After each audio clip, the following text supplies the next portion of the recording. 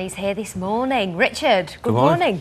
Now, it's always a bit of a, bit of catch-22. What do you actually do? Do you keep hold of them because you need them, or are they just taking up unnecessary space? And of course, there's the whole problem of security. How do you get rid of them? So where do we start? Yeah, well, we'll kick off with utility bills, electricity bills. Empower have suggested that you keep any utility bills for a period of 6 years. And the reason for that is because you've got 6 years in which to bring any claim against your supplier if you have any problems with the bill. I think there's been some things in the media recently as well about people having old metric meters being read incorrectly and having bills 3 times the amount that they would normally expect to see. So just in case you have any issues like that you might need to address in the future, it's a good idea just to tuck them away. Or scan them if you can and get them onto the PC so they're not taking up too much room in the house. 6 years is quite a long time, really, to actually to make a claim against a previous company, especially if you don't live there anymore or change premises. It is. It's centres around something called a statute of limitations, in which anybody's got a period of 6 years, whether from a consumer point of view or from a commercial point of view, to bring a case into court for a dispute. After that period, there's nothing you can do. OK, so that's 6 years for your utility bills. What about bank statements? Yeah, bank statements, again, 6 years. People recommend that you keep all them for 6 years. I think bank statements are far more important than utility bills in this sense. It's not just for issues that you might have with the bank, of course. This is more likely to be issues that you have with people that you're paying direct from your bank account. And in this particular climate, if you're paying off a debt, for example, via a debit card or on a standing order, and then that debt comes back again, you can prove that you've paid the debt or you've maintained the standing order payment. Again, 6 years is the statute of limitations on that particular one as well. OK, what about old leases? Perhaps if you rented a place to live or a car, or how long should you keep things like that? Lease documents. This refers to copy documents for leases, whether it be sale or rental. You can pretty much get rid of them as soon as the sale has gone through, say the Law Society. My advice would be, at the very least, scan them to your PC or keep them for a year. But it's important to, obviously, any original documents, do not throw them away. Then they do need to be kept. OK, for property owners, the new introduction of the HIPS. The glorious HIPS pack, that everybody's raving about. Home Information Package. Yes, those do need to be kept. There's various things within the home information pack, such as the energy certificate that goes along to say how energy efficient your home is. You do need to keep hold of those, whether you're renting or selling your property. The people coming into your home do need to see those documents to make sure that everything is as it should be. OK, what about tax discs, old tax discs on your car? This is an easy win. As soon as they expire, get rid.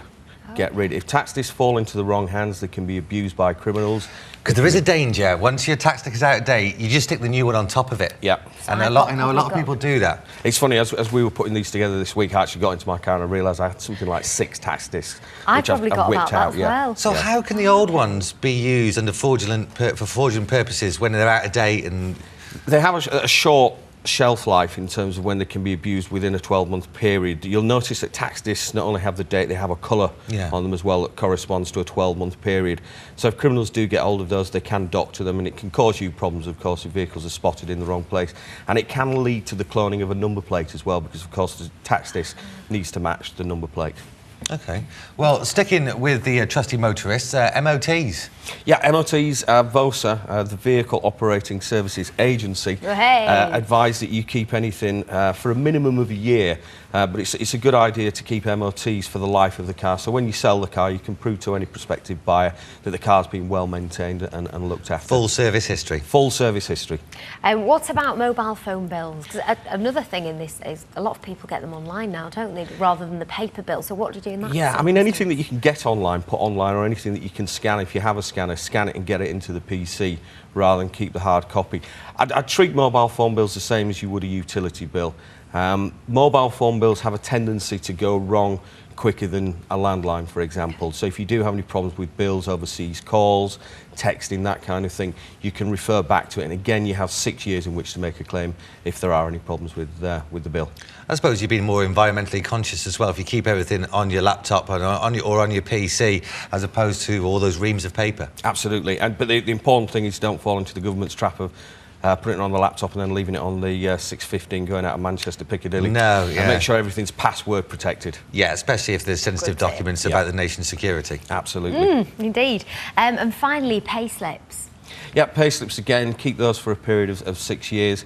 You wouldn't naturally think that you're going to have problems with your payslips in the future because, of course, your salary goes into your bank and you check it, it's there, that's great. It could be that you might have problems with national insurance numbers or tax payments, for example.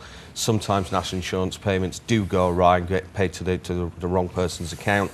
Again, it's important that you have that documentation to prove that as far as you were concerned and your employers were concerned, those payments were made on time and every month. OK, well, let's round up with the disposal of documents, especially sensitive ones, whether it be previous pay slips, whether it be bills, whether it be a range of different documentation, which can be quite sensitive and also very revealing about your own personal status. How do you get rid of it? Because I must admit, I'm always a bit kind of unsure about what to do.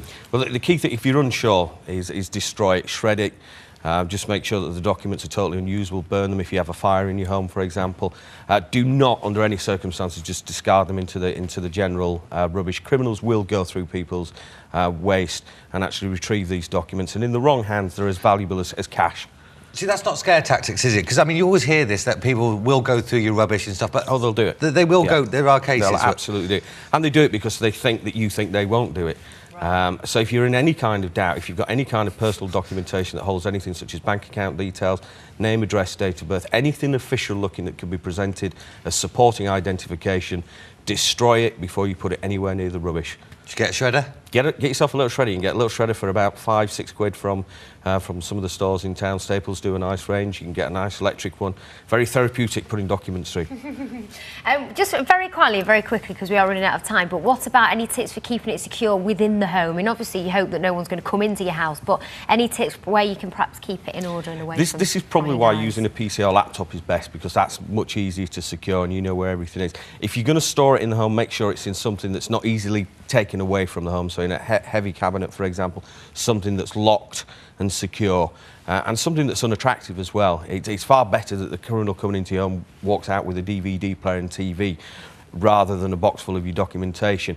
Don't keep everything together as well. Don't keep your passports with your utility bills, because then you've got a full suite of identification that criminals can use.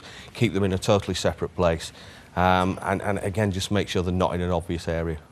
Well, as always, thanks, Richard. And, well, if you missed those top tips as well, which we're running on the screen, from everything from getting your ears lowered to a good old bacon butty, fear not. We'll be showing them again, as Richard will be joining us back on the show at the very end of the programme. Well, thanks, Richard. Time now for a quick break. Coming up after which we'll have all the latest news, traffic, travel and weather, plus all your latest sport news with Will Perry. We'll see you soon.